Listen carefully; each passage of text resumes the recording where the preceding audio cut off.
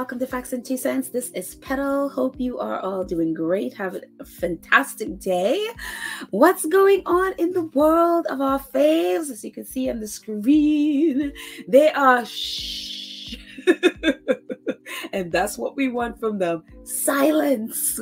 Just complete silence. We don't want to hear from you. We just want to know that you're under your tree, doing whatever you're doing, being silent. And let Shutter Island do whatever it is they do. Let them stew in their cesspool all by themselves. And I am so happy that Harry and Meghan have, hopefully that holds, that they have understood the assignment so far. Silence. Let them stew over there. Let them do whatever it is they want to do. Our faves don't need to be involved in their mess. Because as we can see, these people don't want to change anything. They just want to distract, deflect, and do whatever it is they want to do other than changing and being better people. So again, I just love the fact that our faves are silent. May it remain so. May they always understand the assignment. But before we even get to any of that mess on Shutter Island, Prince Harry Spare, yes! We've been celebrating Spare all year, from January 10th to today. We are celebrating Spare. It's almost a whole year, and Spare is still at the top of everything. And based on this is Australia actually, their audiobook sale, it says this is Audible, which I have Audible. I love Audible because a lot of times I'm walking around. That's how I read my books, is by walking and doing stuff, and I just have it in my ear and listening to it. So I'm very grateful. Right now obviously listening to Omid Scobie's book Endgame. I'm not done yet. As I say, I read in pieces, so I'm all over the place into different chapters.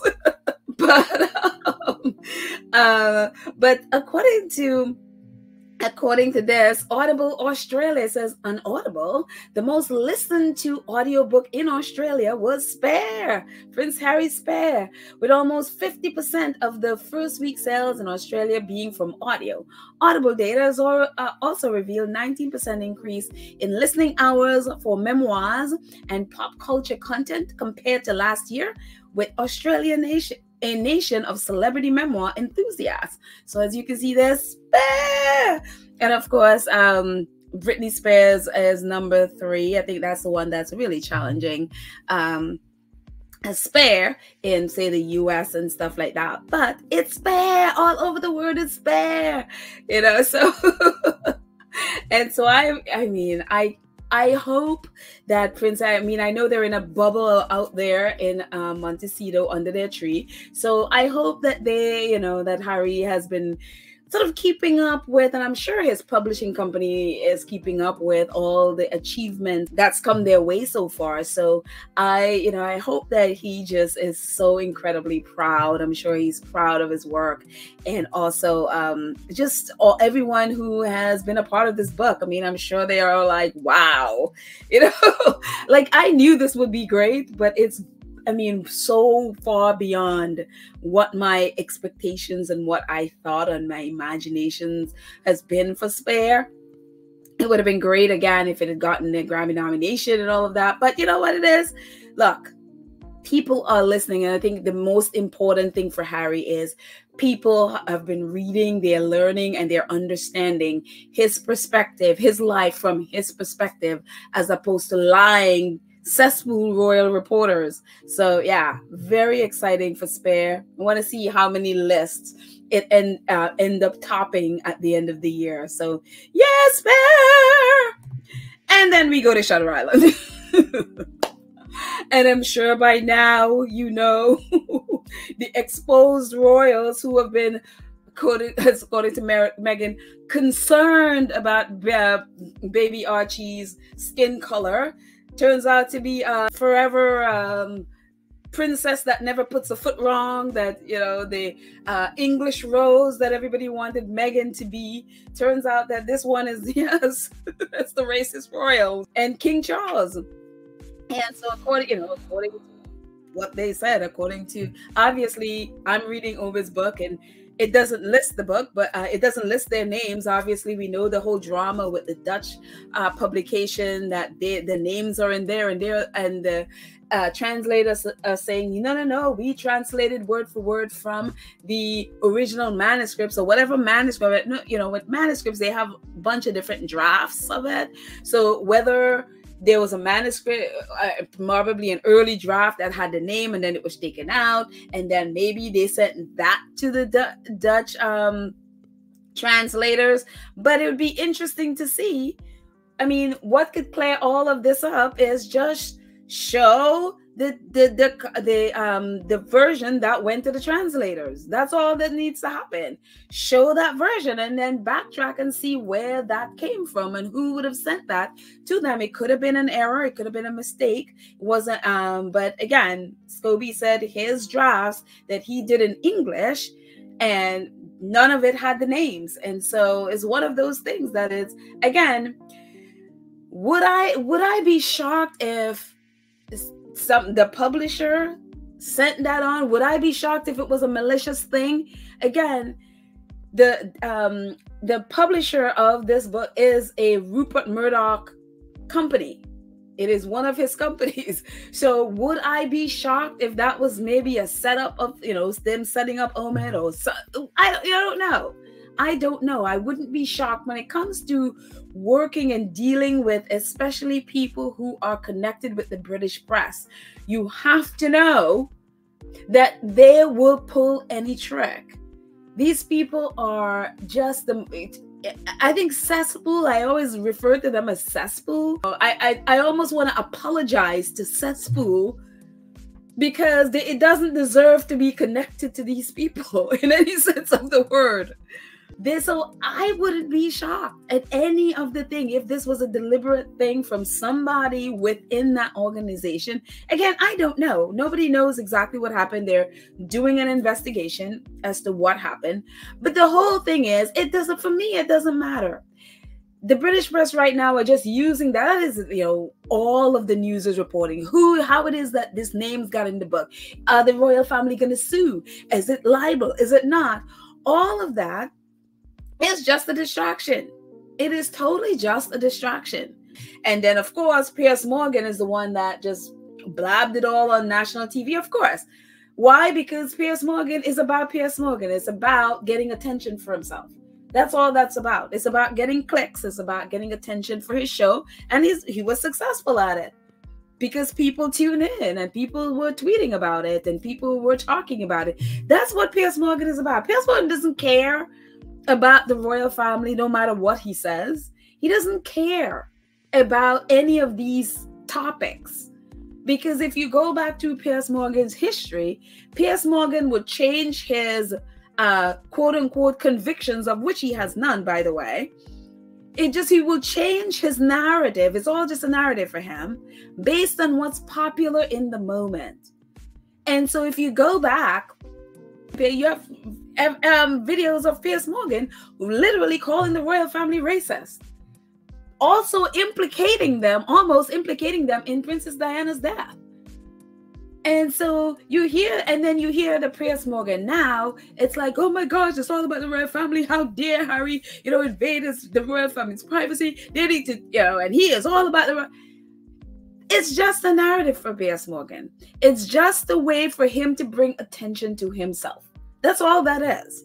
And so we know that he's the one that blabbed it, and now everyone is talking about it. They all now feel free to talk about that Charles and Kate are the ones that had the concerns about baby Archie's skin color. The whole thing about this right now is all about just the distraction. Again, are the royal family going to sue? Are they going to say something? Are they not going to say something? Whatever. All of this is, we don't want to deal with the fact that we have an institution that is racist to the core of it. We don't want to deal with the fact that we have a king that is racist. No matter what he says, it seeps out in moments. We've talked about this before. You think about Kate and just how at home her and William were, in Jamaica with these colonial. I can't get over them riding in that Jeep and feeling okay, riding around in that Jeep, and obviously those unfortunate photos of them shaking hands with the kids through the. These people have no sense of what it is. There's nothing there where they have taken the time to understand different cultures, to understand different people, what is important to them, what is not, what's racism, what is not. It doesn't. They don't care. This is a person who Prince Harry already told us. She is the one. Her and William are the ones that chose the Nazi costume for him. That's not taking away his responsibility, because he's the one that ultimately put it on his body. He's the one that also went ahead and did it. So this is not a person that is like, oh my gosh, racism. No, this is foreign to Kate. We remember her in Jamaica when that lady, the culture secretary, what's her name? She's a black lady, tried to touch Kate's hand, and how Kate was like, it was like everything about her just froze up, and it was like, don't touch my hand. The video has been going around forever. We've seen what Kate has done to Meghan. Whether that's just part jealousy, part all of that stuff. Kate Middleton again stood there and watched her sister-in-law go through the worst racist abuse and stayed quiet, and then been part of the abuse in not correcting false narrative when she knew it was false. She allowed the press to abuse Meghan for all these years instead of correcting a narrative. And so the thing with all of this is, oh my gosh, how could they have put it in a book? How could it have gotten it? All of that stuff is nonsense. The facts are that these two, I'm assuming this is now confirmed that it's these two, were the ones that were concerned. It wasn't just curiosity. Oh my gosh, what color the hair is going to be, whatever. Are they going to be dark as me or dark as my husband or light as my whatever? They were concerned about what it would mean. What his skin color, that is a whole different topic. And even if worst case scenario, okay, they said it, but they didn't mean it to them. It was unconscious bias. Again, unconscious bias is still racism. Unconscious bias just affects the person who is the perpetrator of it, in the fact that they weren't aware that they were racist. They were still racist because the person that it's coming to it doesn't hurt them any less because you're conscious or not or unconscious about it. It's the same impact. So whether it's unconscious bias only helps the person, the perpetrator of this action. So if it's, as Prince Harry said, he deemed it to be unconscious bias, okay, fine, whatever. They weren't aware that their concern was an issue, was a problem, was racist. Look, we've all done things that we may have said something to someone and we didn't do it out of malice, but it still hurt that person and it still offended that person. But when the person tells you what you have done or what you have said is hurtful, it is racist, it is offensive, whatever it is, then it's up to you to rectify that. It's up to you to acknowledge, oh my gosh, no, I'm so sorry. This is not what I meant. I apologize if, but this is what I meant. Whatever it is you do to clear it up. What the royal family has not done in the 3 years Meghan has done this, and we know now that Charles reached out and she wrote the letter back to him, which is what we're now talking about. That letter obviously was leaked from the palace. Somebody from Charles's office once again leaked that letter. And it's not even a question whether that could have come from Meghan. Why? If it came from Meghan, it would have been Charles's version that leaked. Nobody knew Meghan had, and nobody has seen Charles's version that Meghan has. But somehow Meghan's version that went to Charles is the one that the British royal reporters got. The fact of the matter is, this has happened 3 years ago. The royal family has done nothing to rectify this. They have not purposely set out to, you know what? I didn't mean it, but obviously it was horrible enough for this person to have to out it on television. It has affected her and affected my son and affected my daughter-in-law so much that they had to literally talk about it on television, that it is an issue.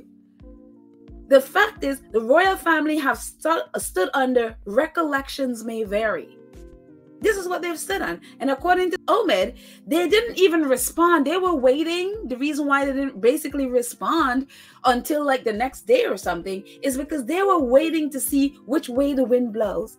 If they're popular with the crowd, with their fans and their supporters in the UK, if they're popular with them and they are siding with them, then they wouldn't really address it as they should. But if they're not, then they will address. So this became about, it wasn't about because we saw that we did something wrong and we're going to do something to change it and make absolutely an effort and make sure that we are going to, with everything we have, rectify the situation so that this person and these people aren't hurt. It was, well, if it's not if popular opinion is with us, then we're not going to be doing anything about it, which has been the case.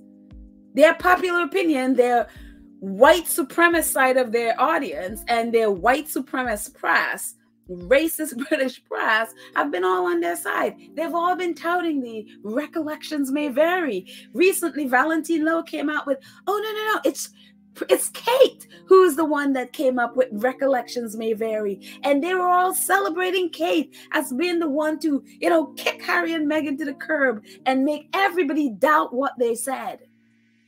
And they've all been celebrating Kate.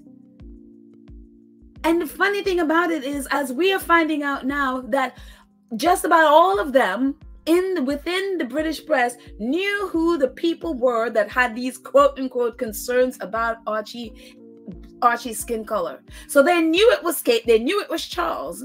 They knew exactly who it was.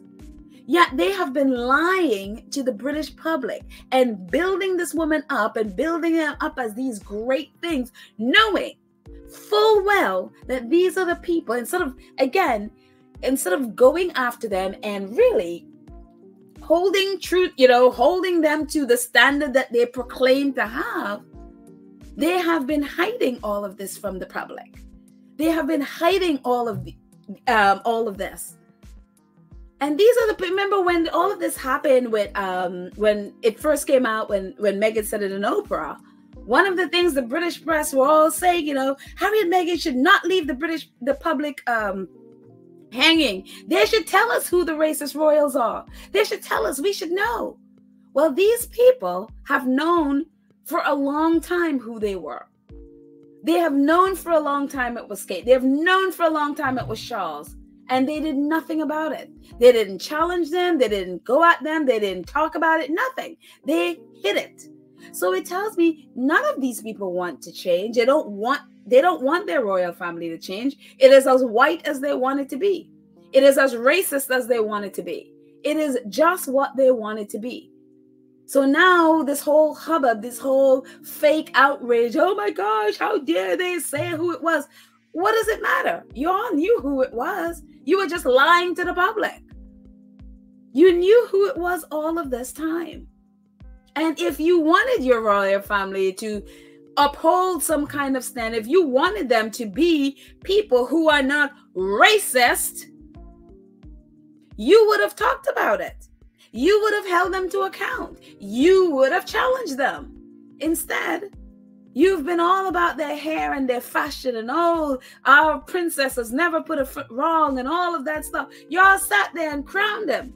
Y'all crowned this man that y'all know what the situation was. And again, the royal family had all this time to take care of this. They had all of this time to take care and to address this situation. They even claimed that that they were going to have this diversity czar. But as we know, months later, they decided, oh no, we're not going to do that. Because all of a sudden they thought it was going to go away. So we're not going to hire a diversity czar. They were going to hire more diverse staff. But if you look at their main staff, the majority of them are just all white people, especially white male. They may have hired people, but for much lower positions among themselves. But that's the thing. It's like they have no interest in changing. They like being who they are. They like the racism. They like the fact that they can lord it over people. They like all of that stuff. They love being racist. And I think we have to understand who these people are. They have no intention of changing at all in any sense of the word.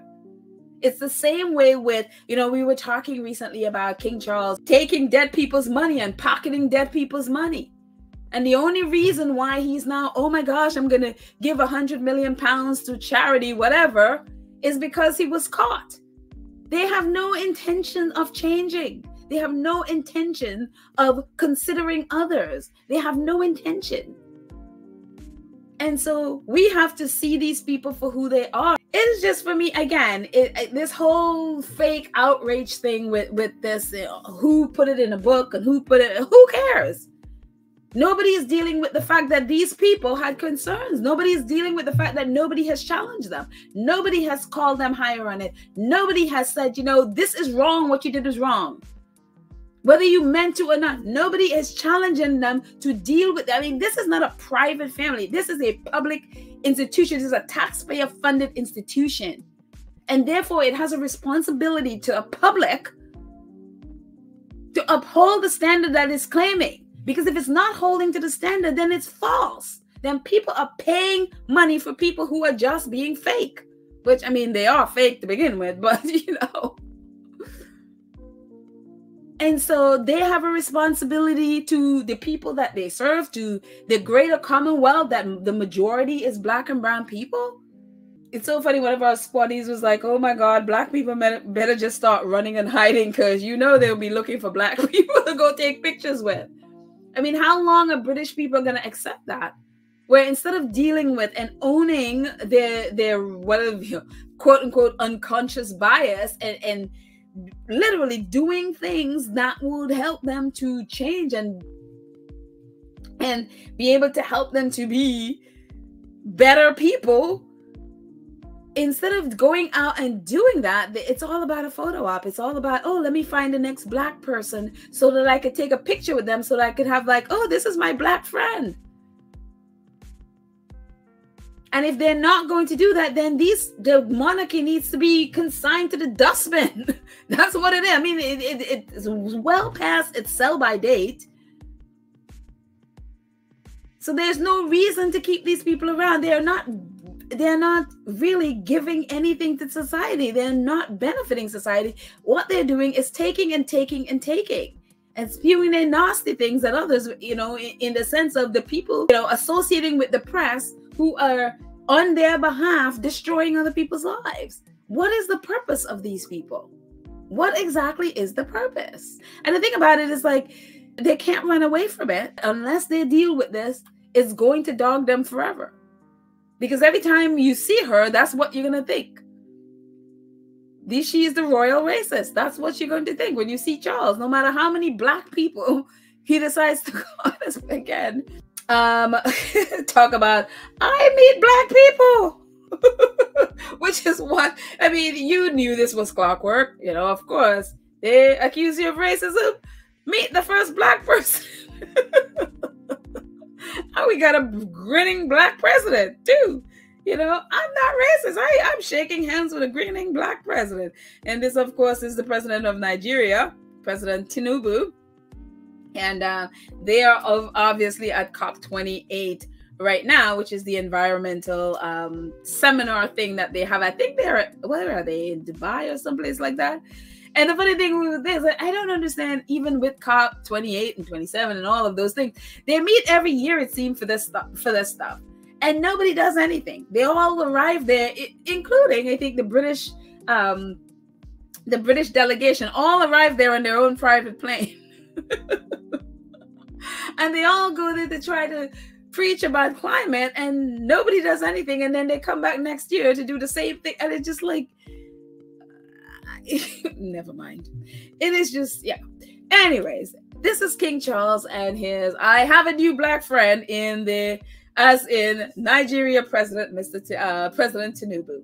Yep, that is what I mean. This is just, it's so clockwork. And just about every squaddy had this. We all knew this was gonna happen. One squaddy, I think it was Archwell Baby, who's like, talking about black people need to run away because they're gonna try to locate you and try to take your picture with you. And no sooner did she say it, we turned around, and here is King Charles, fake grinning with. I mean, look at that grin. It's so fake. Anyways, yep, that's how the royal family handle racism. We find a black person and we shake their hand whether they want to or not, and we fake grin to the camera. That is a royal family way of dealing with racism. Anyways, moving on. I am reading Omid Scobie's book, and it's fantastic. I'm actually really happy. As you know, I was not planning on reading this book at all. And so I'm actually very happy that I chose to read it, because it's actually really good. And there are a lot of things in there that obviously we know, and some things are like, okay, I wasn't quite aware of this. And one of the things that we were aware of it only because Byline Times talked about it in that article with Dan Wooten, when they made the connection with Dan Wooten and Christian Jones leaking information to Dan Wooten and his boyfriend Callum Stevens and all of that stuff. And so one of the things that was in there was also when the royal family, when the royal household, King Charles's household, wanted Harry to take Christian Jones off of his letter before action, and Harry refused to do it. And Harry wanted, and basically I wanted an investigation into Christian Jones and his boyfriend leaking information. And so Harry wants an investigation into it. And obviously when Harry had the letter before action, and obviously King Charles and his people knew about it, and they jumped right in and basically circled around Christian Jones and puts their arms around him and basically kicked Harry to the curb. And so we learned about that, and obviously we know what happened about it, but we learned about this the first time I was hearing about this dude and the Lord Chamberlain. And so thank you, Celebici, who, again, I only have the audio version, so who printed this portion of the book so we can actually read it. And so this is a little bit more information into what went down, how the palace chose Christian Jones over Prince Harry. And it says Harry was ready to pursue action against the Sun in early 2020. The Duke of Sussex wasn't relying on his brother's cooperation anymore, because by that point he had all the evidence he needed, about Christian Jones and his boyfriend leaking information to Dan Wooten for £4,000, relevant documents, intel from Scotland Yard, and information from other journalists, including sources at the paper itself, who had passed details along to his team. Armed with a dossier, Harry went to the very top of the institution with a formal complaint and a suggestion that they take appropriate action against the Sun. The response Harry received, however, was far from what he expected. There, on Buckingham Palace headed paper, was a reply from the Lord Chamberlain, at the time Earl William Peel. That's that dude on the left there, who had a particularly close relationship with Charles. The letter, a source said, included some of the most strong language seen on official household stationery, aimed at Harry, not Jones. It was a threat, said the source close to the situation, who added that the Queen wasn't consulted before the palace issued it. The Lord Chamberlain said either drop the charges or face severe consequences in 24 hours. A message from a lawyer for Jones, arranged by the palace, soon followed. The decree: stand down from legal action against Prince William's aide. An exasperated Harry pointed out to the palace aides that he was not suing the aide for anyone in this matter. He simply had a desire for the situation. A public official with deep connections to private information about a senior royal being shared with a national newspaper to be properly dealt with. For the Duke, enough was enough. The son had a long and controversial history of inappropriate relationships with public officials, and the palace at one point was also keen to put an end to these practices. The palace basically accused Harry of wanting to sue his brother's private secretary and causing great distress to Christian. The source continued, when they asked him to provide more evidence, Harry refused. At this point, he already had plenty, and given how defensive they were of Christian, it was clearly going to be used to help him and not Harry. And we know what ended up happening with that is that, again, they, as I said the last episode, whenever there's a choice with the palace, especially dealing with Prince William, again, Christian Jones was Prince William's aide. When there was a choice for Prince William to choose his staff and the press or his brother, he always chose his staff and the press and not his brother. And in this case, again, Lord Chamberlain went after Harry, threatened Harry. And according to this, it's like the most strong language that they've ever seen on official Buckingham Palace letterhead. And basically threatened Harry, you have 24 hours to stand down or you're going to face severe consequences. And we know exactly what happened. The consequences Harry faced. He stripped him of his security and stripped him of his financing.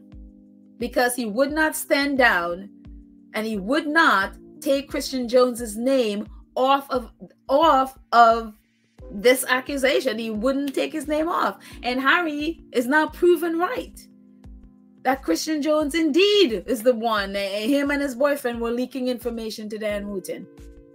And so it is just, but again, obviously this story has more, as I said before, if you've read the book, that Christian Jones and the whole thing with Christian Jones and what Harry is talking about is, again, it all goes back to Prince William allegedly cheating on Kate with Rose Hanbury. Those allegations were out there, and Christian Jones was desperate. And William was desperate to find a cover so the press would not go sniffing around. Apparently, according to Scobie, they had started going to where Rose lived and were sniffing around to find more dirt on William and Rose. And they needed the press off their trail. Dan Wooten and at The Sun at the time, and Richard Eden at the Daily Mail. They needed to get that scent off of William. And so what did they do? Sell information, private information about Harry and Meghan to Dan Wooten in exchange for them dropping all of that investigation and all of those stories against Prince William. And again, it's someone at The Sun who leaked it and leaked it to a reporter that passed it on to Harry's team. Harry, again, they got they got information from the cops, from Scotland Yard, from other reporters, from legal people. He had all of this information. That's why he felt confident that no, Christian Jones' name stays on that letter before action. And obviously, we know what ends up happening with the royal family. Along with Jason Kanoff, They basically kicked Harry to the curb and promoted Christian Jones. Actually, they said Christian Jones had a couple of promotions for his service to the monarchy. Unbelievable. But it's incredible to me that this man, who is not a part of the royal family, he has the kind of power that can take away Harry's security. And very important thing here, as we can see, the Queen was not consulted before the palace issued it. And which confirms for all of us, you know, Harry talked about it in his book that these people behave like if they were the monarchs. And again, Queen Betty was right there when this was happening. And they felt fine enough to not consult her, but go straight towards stripping Harry. And it confirms for, you know, Harry tried to tell us in a way in the Oprah interview that the Queen wasn't in charge of anything. I've said this over and over and over. Charles has never respected his mother. And so in her older days, they were using her and claiming, oh, it's the Queen, it's the Queen. Even the recollections may vary. They all, you know, assigned that to the Queen when she had nothing to do with any of it. So now that she's gone, they feel like, oh, now we can say it's Kate. Very interesting now that she's named as the racist royal. But yeah, it's amazing to me that Charles, and again, Queen Betty, had no say in any of this stuff. And so a lot of those things that for, you know, they would be like, the Queen said, Queen Betty had nothing to do with any of this. It's a lie. I don't know if Harry or Meghan would ever talk about it. I don't think they'd want anyone to know. But at some point, somebody is going to have to talk about Queen Betty's last days, because again, and in an honest way, because I don't believe this woman was aware enough to do or say any of these things or be, and according, I mean, this is a big deal to do to somebody, and they didn't even think to consult her. They just went right ahead, went right past her and did it, because again, I believe Charles had been running the monarchy all this time. So anyway, very interesting. And Omid did this, he did this interview with Elle. Actually, it's a really good interview. So if you get a chance, definitely read. If you want the link to it, you can send me an email and I will pass that on to you. But he did this interview with Elle magazine, talking, it was really a wide-ranging interview. About his book, about royalty, about royal reporting and all of that stuff.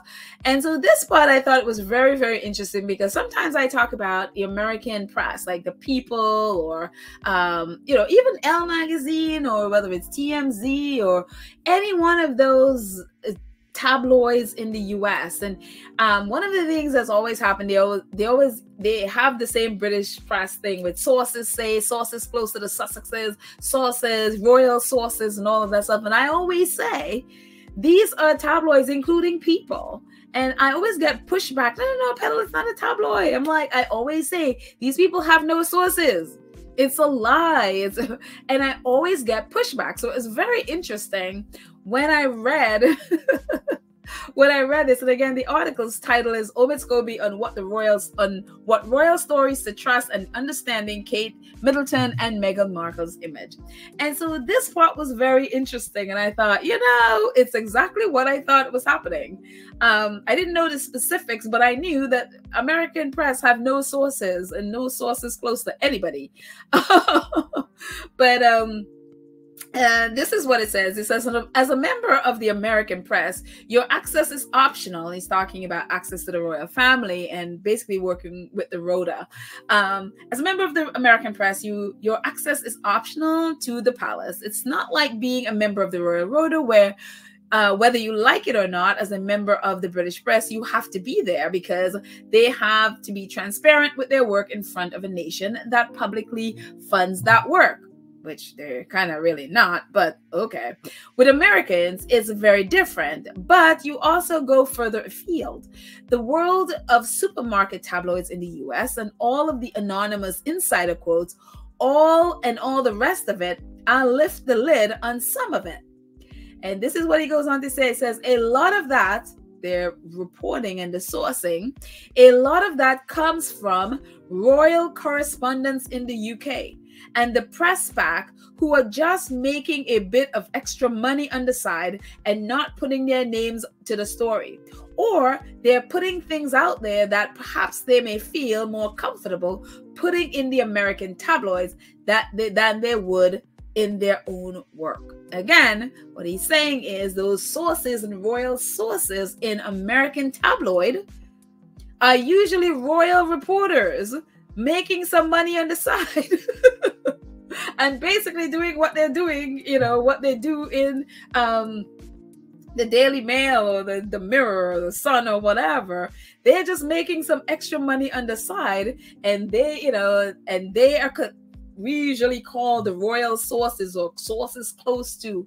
It's usually just royal reporters making money on the side. Or he said sometimes they may have a scoop and they don't feel comfortable, or for whatever reason putting it in their own news outlet or something, and they were put it in an American outlet. Again, all of it is about making money on the side, and a lot of it is false, and a lot of it is misleading, because what they would say again is a source close to this person or an inside source, and it's just a lying royal hack, usually trying to make money. And of course, American tabloids are so gullible, and they don't have the standing of the British tabloids, because in America, they're just, you find that stuff in a supermarket or a side street newsstand on the street, and that's what it is. They're not mainstream news. And so they're just going to jump on anything coming out of England. That has to be the right. As long as you have a British accent, yeah, sure, I'll take what you have to say, Unbelievable. But yeah, so whenever you're looking at American, whether it's People, TMZ, all the others, okay, whatever else is in the UK, I don't remember, in the US, I don't remember all of the outlets here, but all of those things that are US based tabloids, yeah, those sources are royal reporters. Good to know. Anyways, moving on. In the article, Angel Saint Kate. Ovid talks about Angel Saint Kate. Angel Saint Kate, who is forever the peacemaker, who is ever building bridges and handing out olive branches, like, I almost said like it grows on trees. Of course it does, Petal. But yes, our Angel Saint Kate, who is forever trying to make peace and, share her angelness with everyone else. And so Omid mentions that, and he covers that in the article. So they said, the question to him is, another interesting thing about the way Kate has been portrayed in the media is that you see stories about her being a peacemaker in private, trying to keep things between Harry and William, trying to help things between Harry and William. But then there are these other stories about how she doesn't see herself being close to Harry again. She's so quiet in public, but somebody's sharing these different messages to the press. Why is she being presented this way? And Omid says, I have questioned where Kate the Peacemaker stories come from, because I've certainly not had anyone tell me anything of the sort. But my observations I've had with people, Kate likes to stay out of that stuff. We've certainly not seen any effort from her made to smooth things over with any issues with herself and Meghan or with Harry, or any kind of encouragement between the two brothers to talk. I don't know where the peacekeeper stuff comes from.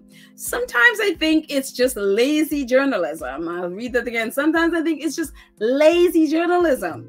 That, of course, that this sweet and innocent wife would just want to get the men together to smooth things over, because perhaps it's a movie or a TV show. That's how it would be portrayed. And sometimes I think we know so little about Kate, and the people around her are so guarded, that I think the press often puts on her what we expect from her, or what we think she would do in that situation, which in many ways is smart, because that's how it was like with the Queen.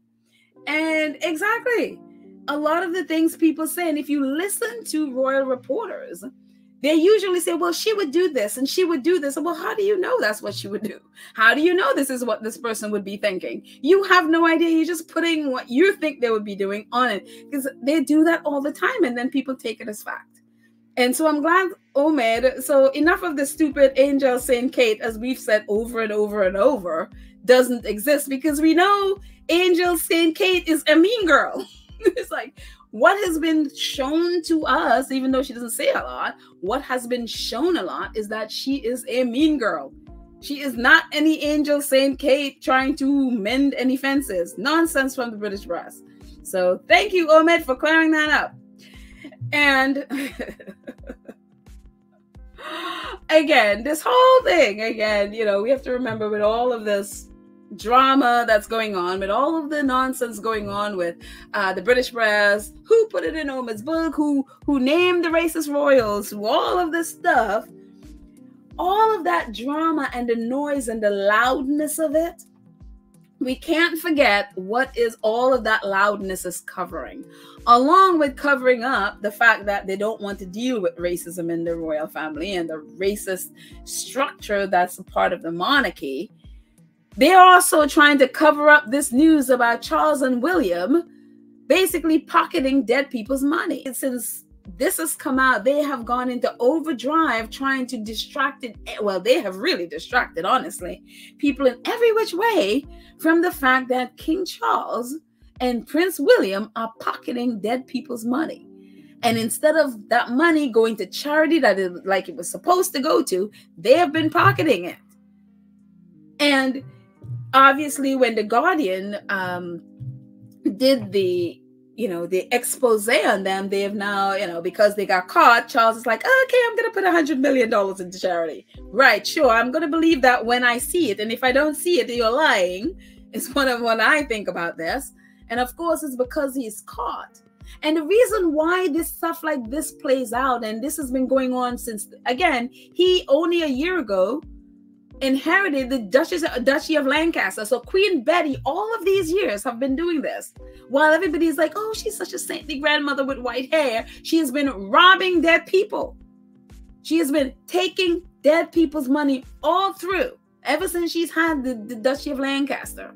Charles, again, has now taken it over as the new monarch, and Prince William is, again, over a year ago, has taken over the Duchy of Cornwall, but they're all pocketing money that is not theirs.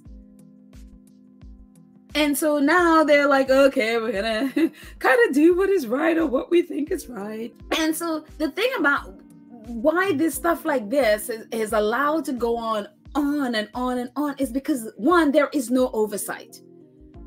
There is no oversight. Nobody would sit there who either is working with them to be like, no, this is unacceptable. Because again, if you know anything about King Charles does not have people work for him that challenge him, that say no to him. He is a yes person. If you're working for Prince Charles, no, these people will never say no to him. And that's who he likes around him. And so there's nobody to say, no, this is wrong and you're not going to do it. If you do it, I'm reporting you. There's nobody there to do that. And there's no press, as we've seen, the kind of press that he has. We have the royal family, the palace, and the press, well, not so invisible contract. So the press should be the people, if his circle is not holding him accountable, the press should be then the entity that holds them to account, that goes in there and do their job of investigating and seeing it and digging into their finances and digging into what's going on and digging into the charity, their effectiveness in charity, the money that they're giving, how much they're doing for taxes. Yes, the Guardian has been, the last year has been doing very well in a lot of these exposés. But when they put it out, the royal family and their tabloid press that's part of like their PR arm will do everything to distract from it. And so everybody focus on the shiny object that the tabloid is doing, and people don't focus on the fact that they're being robbed blind by this family. Because why? The majority of the British press, the right-wing British press, is in bed with them. And there are no people to hold them accountable. So even though I knew about this, years ago because I think it was either Bloomberg or one of those wrote an article about King Charles taking dead people's money. I didn't know about they were supposed to give it to charity. I knew about the dead people money part that they were pocketing it. But a US outlet is too far from them. So people, the majority of people in the UK wouldn't have read that article. And so they wouldn't have known it. But no one in the UK was really holding their feet to the fire. That was not holding them accountable to all of this stuff. Because why? The majority of the press and their most popular news press are all in bed with them.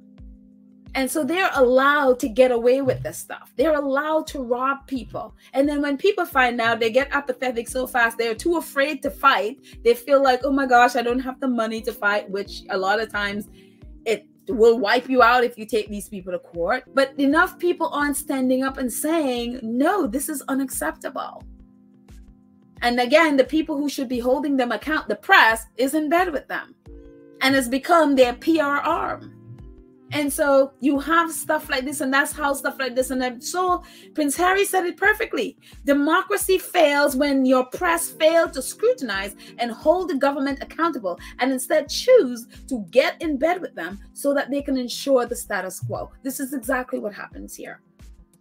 This is exactly what happens here. And that is, we talk about the press and honest reporting. One of the reasons that they go after Scobie so much is because Scobie hasn't been toeing the line. It literally told Scobie is now getting death threats because he refuses to toe the line, and he refuses. And we can say, yeah, Scobie has, he has had some false reporting or he has made mistakes and things. Yeah, he's not perfect.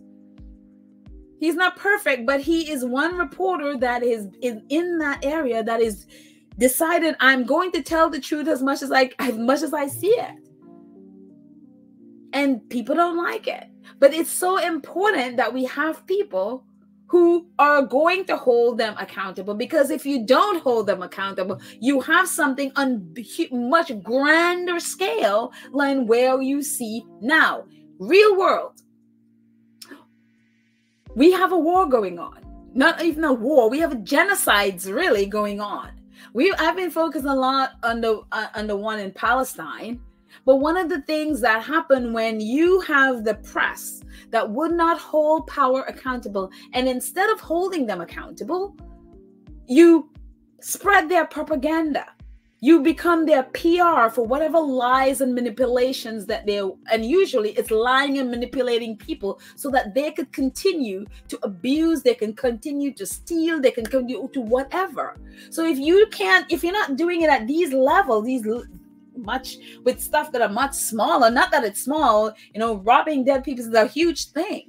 But then it becomes these grand things when you have press doing that, then you're going to have those same press who are trained to hide rich people and government's flaws, hide their lies, hide their illegal activity. You're going to have it on much grander scale, which we have now in real life. We have it going on right now before our eyes. Palestine, perfect example. We have this whole thing when this whole genocide started. It was all, oh no, Israel has to defend itself. Israel has to defend itself. It's all about Hamas. That's all, we're going after Hamas. Israel has to defend itself. And I have said from day one, that is a lie. That is a complete lie. It is a complete propaganda. I have been preaching this narrative from day one.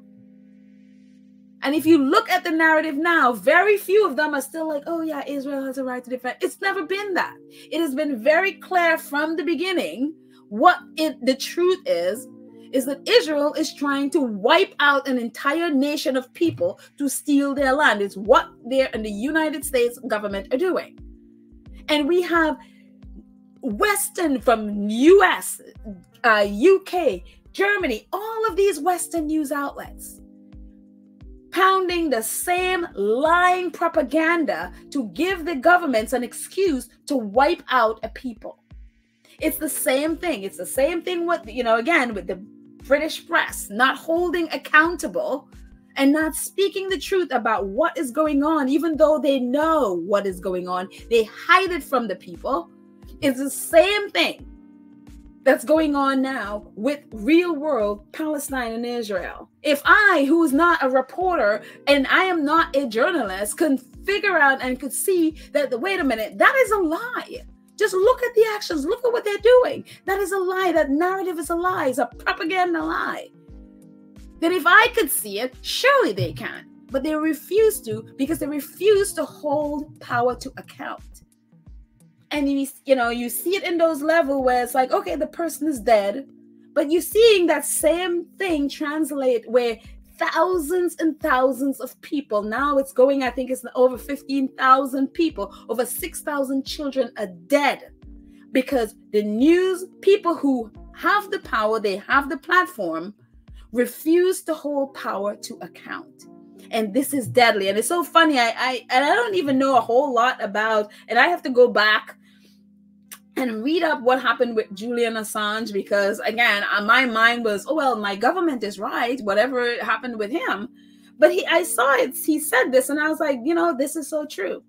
He said, in terms of real world stuff right now, it says, when we understand that wars come about as a result of lies peddled to the British public and the American public and publics all over Europe and other countries, then who are the war criminals? It is not just leaders. It is not just soldiers. It is journalists.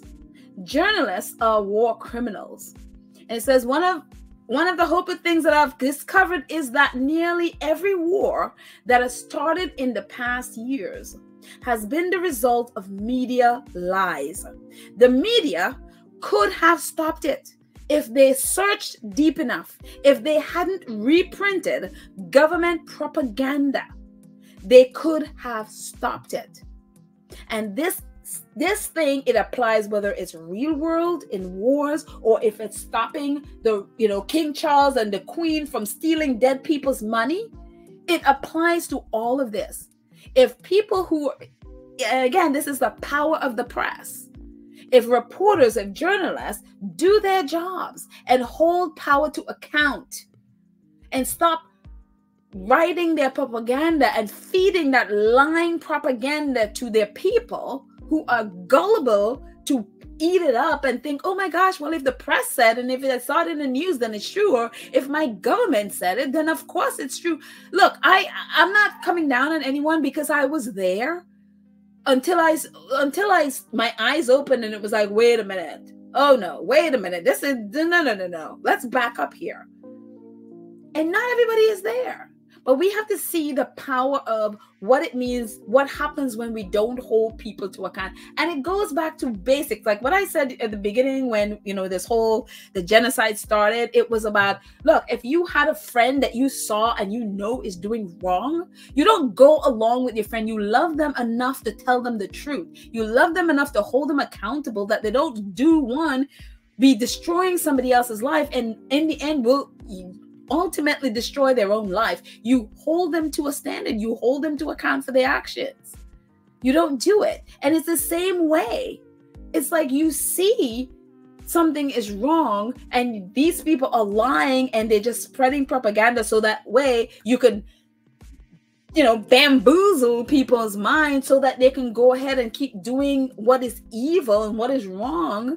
You don't go along with that. You don't go along with spreading propaganda to people to believe so that they can. It's like this kind of thing happens on small levels at your home and in your relationships, and it happens on these huge platform where thousands of people are dying because we're not telling them the truth.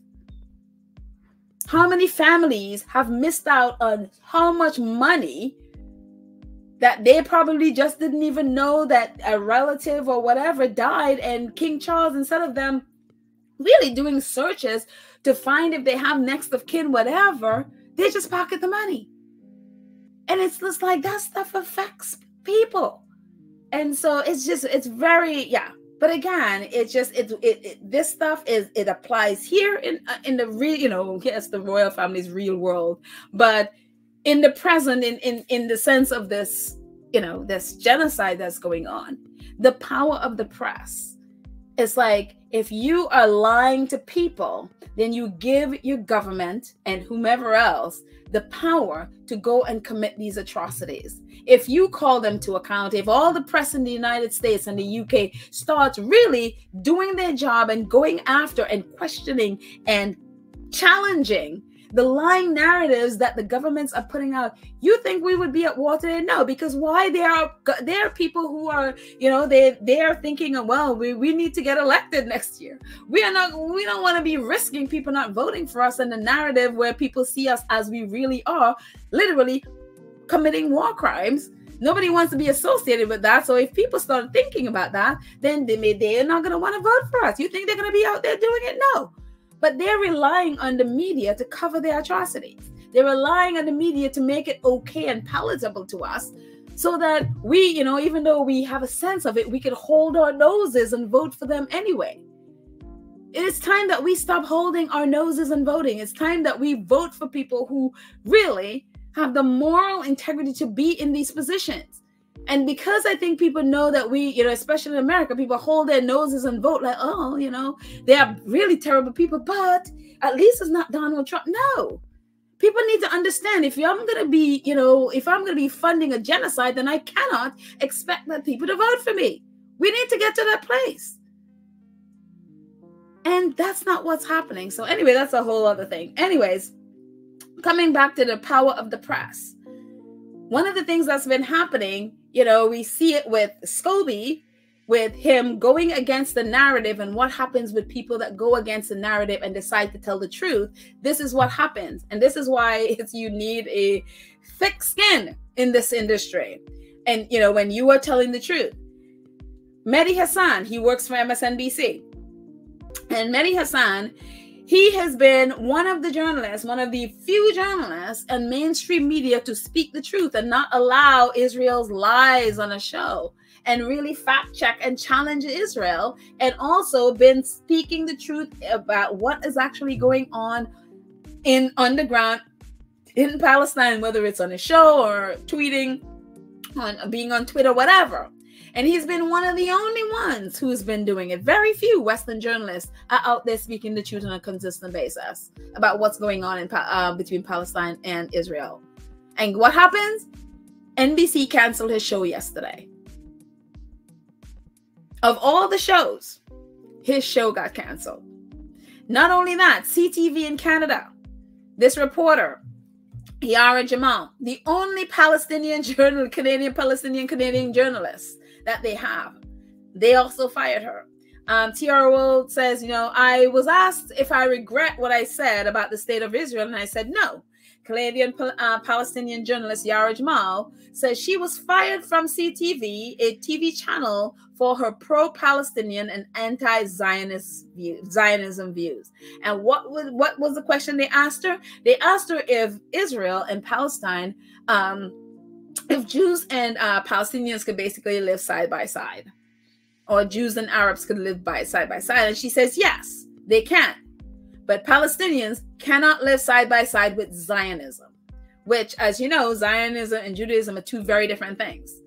And she said they cannot live, and Zionism is the people with the Zionist ideology and the Zionist mentality are the ones that's bombing Palestine right now. And it's like that we can't live behind. They fired her.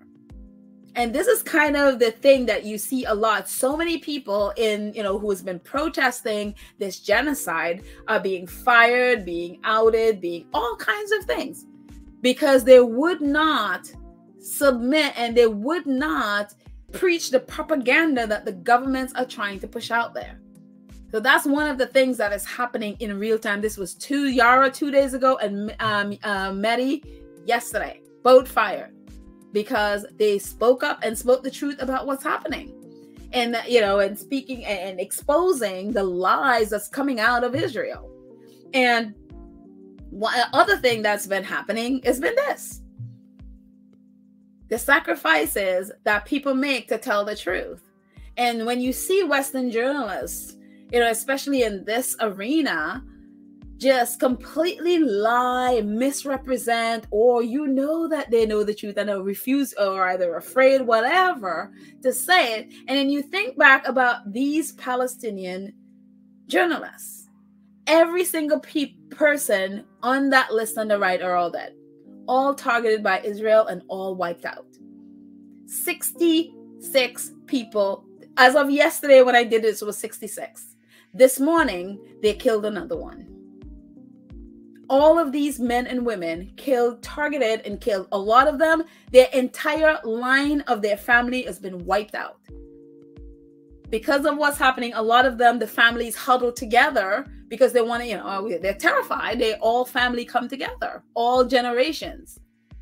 And a lot of them got taken out, their entire family, literally targeted and killed. Why? Because they don't want people outside of Palestine to know what is happening.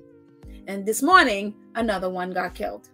And how I started paying attention to what was going on in Israel, I had no idea until it was May earlier this year when Shireen Abu Akleh, she is a Palestinian American, was killed.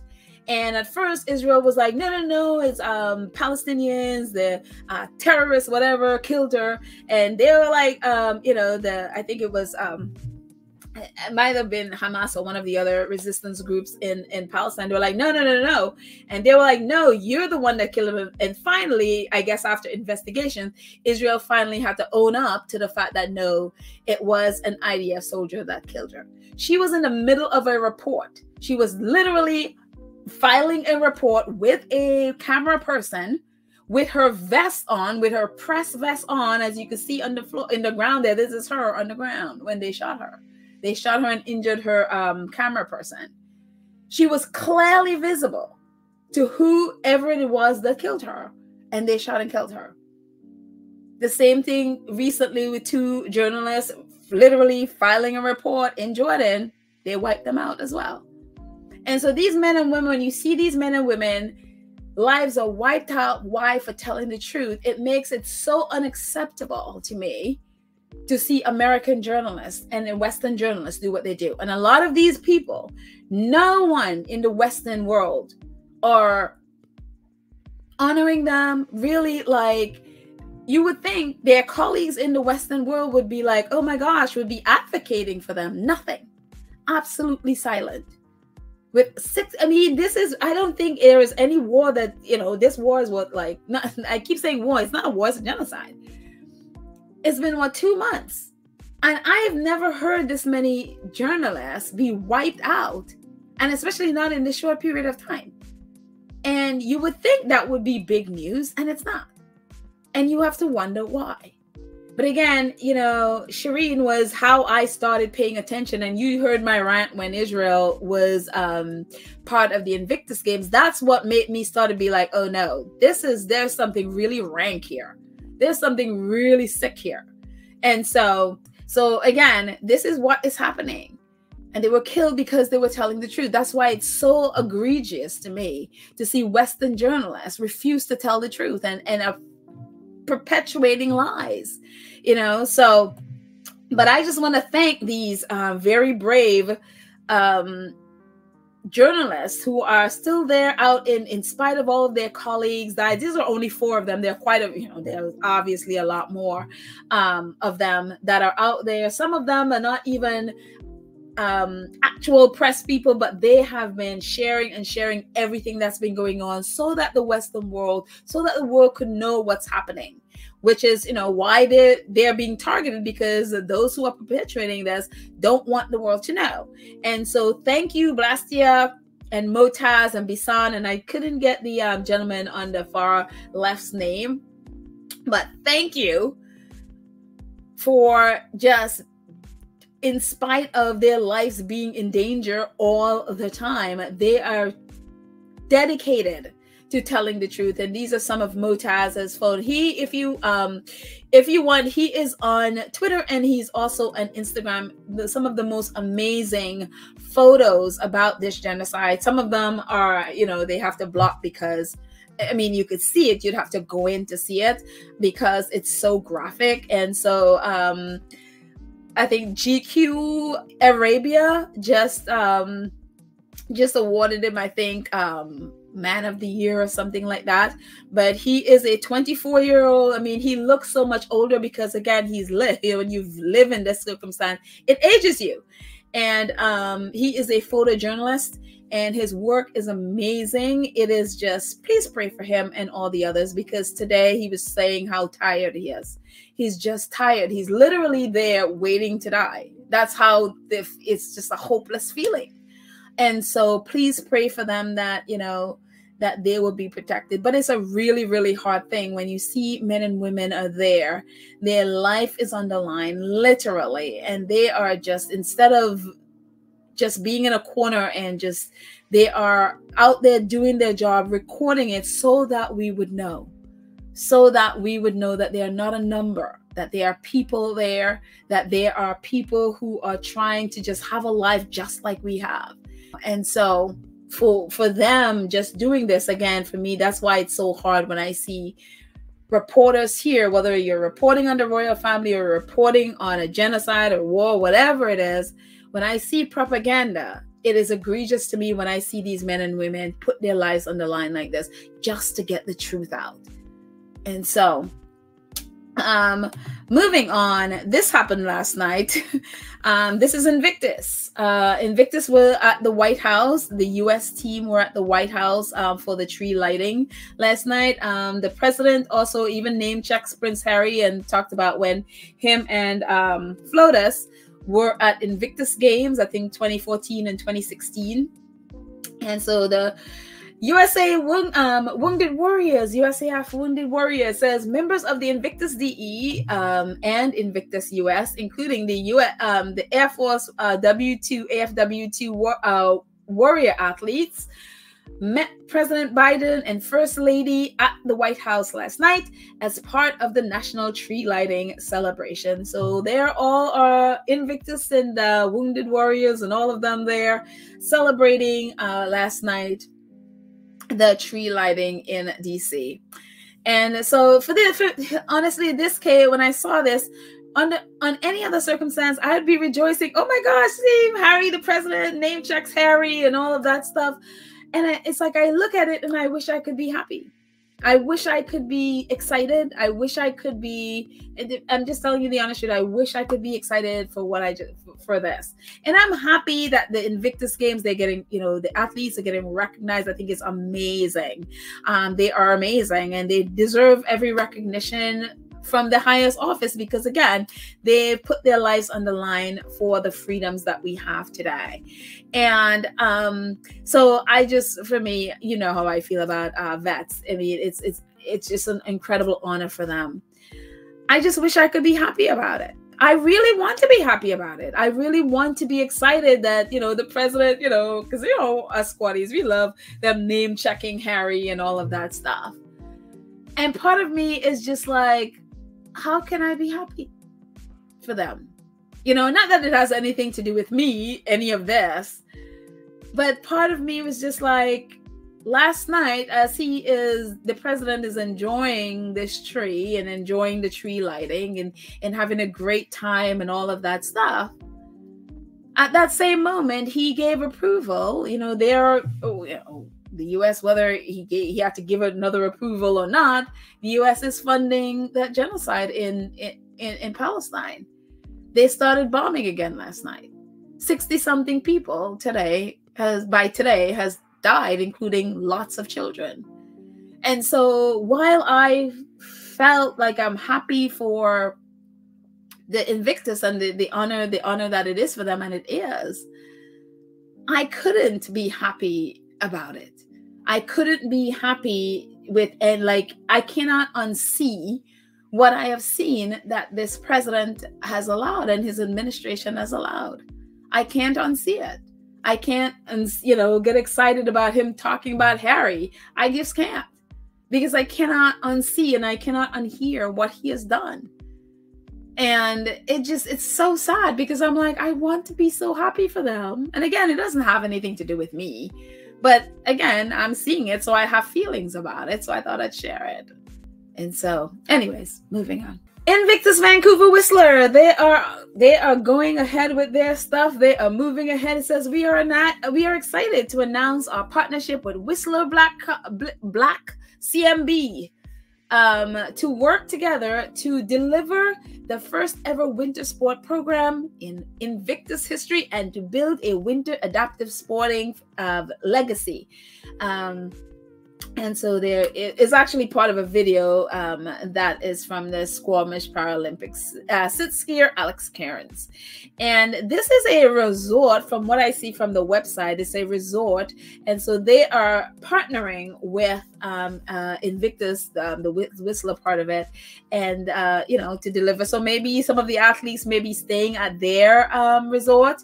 Who knows? But they're, I guess, in the same community, and so they have now partnered with Invictus Games, and so they are building. They have quite a few partners now, and so they are doing well, and also including a grant from Vancouver, a grant from the government. So they are doing well in spite of the British press nonsense about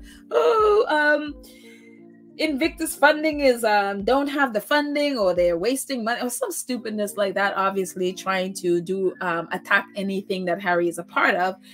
The Invictus Games are doing well. They have partnerships, they have government support, they have community support, they have their First Nation support, they have all of it. And so the Invictus Games are doing well, and we look forward to it.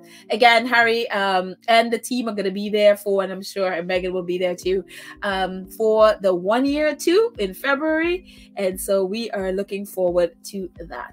So anyways, I think that's it, guys. I know I was a little bit long-winded with this, a lot longer than I thought. But thank you guys so much for watching. Thank you to our awesome moderators, Lydia, Trish, Nelly, Karen M, Cookies and Cream, Black Queen. Thank you so much for just taking care of the chat and making it a wonderful, safe space for us. Thank you, our awesome, awesome moderators. Thank you so much to all of you who support the channel. I appreciate your donations and your support and your membership. Make sure this channel keeps going. Thank you, thank you, thank you. Thank you to all of you who support in the chat, donate in the chat. I appreciate you so very much. Thank you, thank you, thank you. And all of you who donate and support via PayPal and Cash App, thank you. I appreciate you. That's it, guys. I love you all. Have a fantastic, fantastic day. And I will chat with you next time. Bye.